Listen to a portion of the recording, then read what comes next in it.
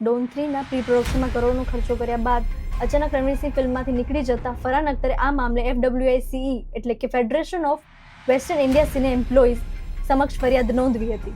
લાંબી સુનાવણી બાદ FWICE રણવીરસિંહ વિરુદ્ધ નોન કોઓપરેશન ડિરેક્ટિવ જાહેર કર્યું, એટલે કે ઇન્ડસ્ટ્રીના લોકોએ તેની સાથે કામ ન કરવાની અપીલ કરવામાં આવી. રણવીરસિંહ ધુરંધર બાદ ડોન 3માં મુખ્ય ભૂમિકા ભજવવાના હતા. ફરહાન અખ્તરના દિગ્દર્શનમાં આ ફિલ્મનું શૂટિંગ ફેબ્રુઆરી 2026માં શરૂ થવાનું હતું, પરંતુ ડિસેમ્બર 2025માં રણવીરસિંહે આ ફિલ્મ છોડવાનો નિર્ણય લીધો.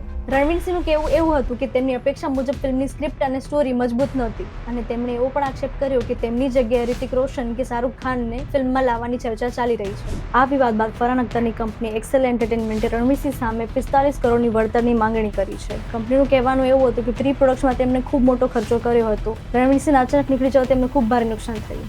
મામલો પછી PGI સુધી પહોંચ્યો, જ્યાં આમિર ખાન, સિદ્ધાર્થ રોય કપૂર અને સાજિદ નડિયાદવાલા જેવા મોટા નિર્માતાઓએ લાંબા સમય સુધી ચર્ચા કરી, પણ તેનું અંતે કોઈ નિરાકરણ આવ્યું નહીં. અંતે ફરહાન અખ્તર આ ફરિયાદ લઈને FWICE પાસે પહોંચ્યો.